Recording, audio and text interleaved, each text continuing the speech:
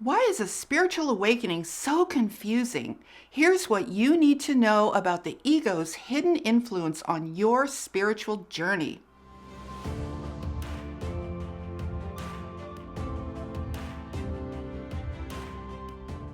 Hi, I'm Saratoga Ocean, and I help people to navigate their spiritual awakening and embark on a powerful path of ascension. In this video, I'm going to explain why a spiritual awakening can feel so confusing and why you might sometimes feel stuck. I'm going to share some key things that you need to know about the ego's hidden influence so you can achieve instant clarity about what is going on in your spiritual journey. This way, you can easily shift to your true center of power. Now make sure you watch this video all the way through because later in this video, I'm going to be sharing one of the deadliest, most common tricks that the ego uses to sabotage your spiritual awakening and what to do if this happens to you. And knowledge is power, right? I think you will be amazed as I pull back the curtain on why the ego gets created and what its true purpose is. And if you're new to my channel, hit that subscribe button because I will be posting many more videos to guide you on your spiritual journey. Now let's start with how and why the ego gets created. The ego is essentially a product of the finite physical world. You actually need the ego in order to be able to operate here. Now the ego only helps you with information that comes through your five physical senses. It is no help at all when it comes to you as an infinite spiritual being. And this is where the confusion starts when it comes to your spiritual awakening. You see, a spiritual awakening essentially consists of a powerful paradigm shift in your identity. It's where you shift from the weaker physical identity of the ego to your much more powerful identity as an infinite spiritual being. And the ego will fight you on this every step of the way. The ego will tell you you're crazy. It will tell you there's no such thing as a spiritual awakening. It will send you into a very painful charade of looking for outside proof and validation that what you're experiencing is real.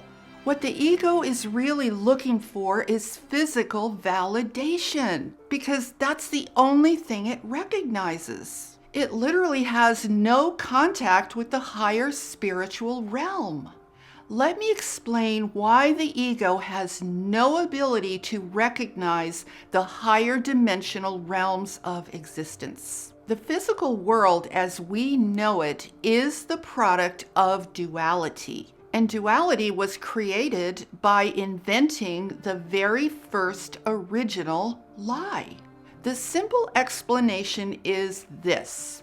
In the beginning, there was only the oneness of infinite omnipresent love. And everything that was created as a manifestation of that love. So all existed in a perfect state of harmony and oneness. This was a beautiful state of being known as I am. I am what? I am love. But then a bizarre thought was created. What would happen if things were known as being what they're not instead of being known as what they are? And now you have an illusion of things being either love or not love. And thus was born the conflicting state of duality. So look at it this way. You have your true self, the self that is a total manifestation of omnipresent love and oneness. And this self is what we like to call the spiritual higher self. But because we are in this dimension of duality, there is also a false self. And the false self is the ego. And that false self is a manifestation of what you're not. So we actually end up with an experience of like two selves to match the dimension of duality that we live in. So the ego will say that you are not all of those wonderful, empowering things that a spiritual being really is. It will tell you that those things are not really real. Because if you were to truly become all of those wonderful things in full, the ego would cease to exist. Now, here is why the ego is necessary in the physical world. Have you ever heard it said that life is but a dream and this is all just an illusion? Well, that's because the physical world in no way represents the truth of the real world of omnipresent love. The physical world is primarily a world of reflected light because in essence it blocks the manifestation of divine light. Things in the physical world do not emanate light, they reflect light. And that's what makes the physical world appear to be dense and solid. It's because it represents a barrier to the full manifestation of infinite divine light. Now, where you have the full manifestation of infinite divine light, things then express fully as what they are. But in this finite world, you have a world where things cannot fully express as what they are in the sense of being the full manifestation of infinite divine love. And therefore, you have to artificially label those things. And that is what our earth-based languages are for. Our languages are designed to literally label everything with some kind of finite identity. So the main purpose of the ego is to serve as an artificial identity for each one of us in the physical world so that we can effectively interface with this finite reality. In other words, we have to have an identity that can be understood in relation to all of the other separate identities in the world around us. So, for example, you have a car, which is a separate identity of an object. You have a tree, an animal, a chair, and so on. And then you have your physical self, which is another separate and very complex identity among all of the other separate identities in this world. And you are brainwashed from birth to believe that this separate false identity is who you really are. So you come to believe that you are your ego. Now, the ego's job is to protect you in the physical world. It seeks to preserve and protect this false identity as a way for you to survive in the physical universe. And we all know that it ultimately fails, right? Because everybody dies in the end. But nonetheless, your ego will fight your spiritual awakening every step of the way. To the ego, your awakening represents a threat to the very survival of your false self. Now, here's what you need to pay very close attention to. I'm going to share with you one of the deadliest, most common ways that the ego uses to sabotage your spiritual awakening.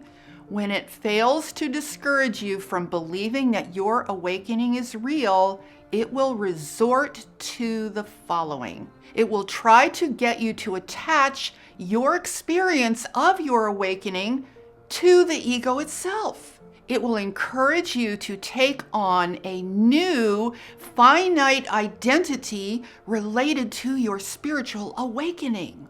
But this identity will be just as false as the old one. The ego encourages you to create a new version of itself as an awakened spiritual being.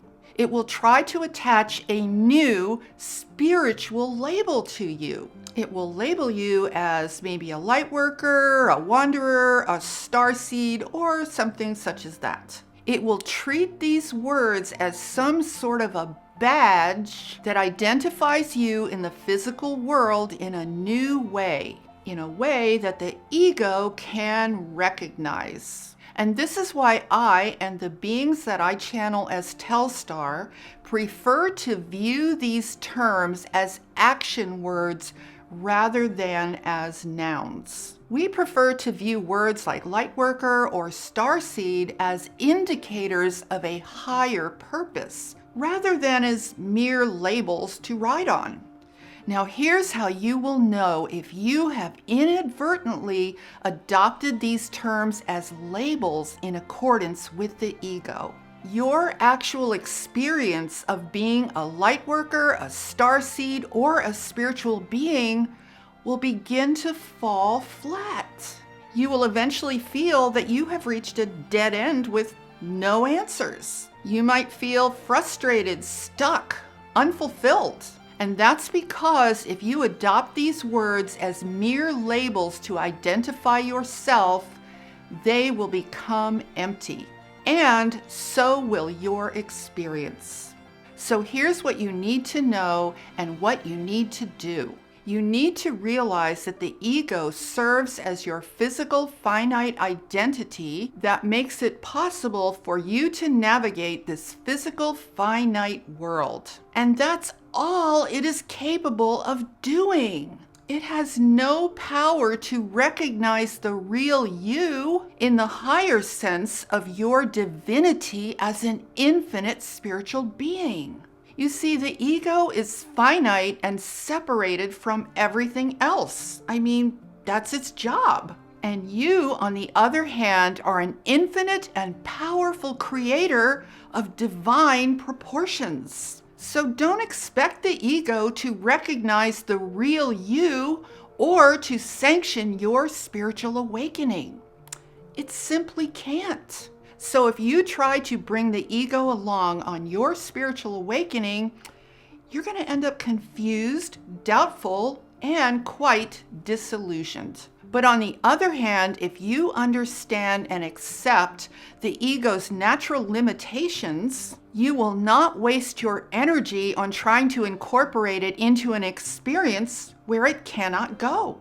So let the ego help you to navigate your experience in the physical world wherever that is appropriate. But don't allow it to become an authority on your profound spiritual awakening. That is expecting it to do something that is completely outside of its range of capabilities. Now, when you apply this understanding, you will have instant clarity about what's what. On the one hand, you have the ego, which is your false self, whose purpose it is to help you navigate this finite physical world. And then on the other hand, you have your absolute true self, which is the full manifestation of divine omnipresent love. And you need this clarity to be able to navigate your spiritual awakening and to ultimately ascend. Now, here's the truth. Your real authority about your spiritual awakening is your heart. Your heart has the full scope of knowledge about who you really are in the highest sense of the word. Your heart literally lives inside the infinite realm of omnipresent love. Everything you need to know can be found there. And that's where you will find your real validation. So learn to listen to your heart. Let the ego do its utilitarian job here in the physical world. But know that your heart is your highest authority when it comes to your spiritual awakening. And as long as you don't confuse the two things, you will always have the clarity that you most need. So if you like this video, give it a thumbs up and leave me a comment below and let me know if you found this information helpful. And be sure to subscribe to my channel if you haven't already. And hit that notification bell so you are the first to know about my new upcoming videos to support you on your spiritual journey. And with that, I'm sending you loads of love, light, and positive energy. Have a beautiful day. Namaste.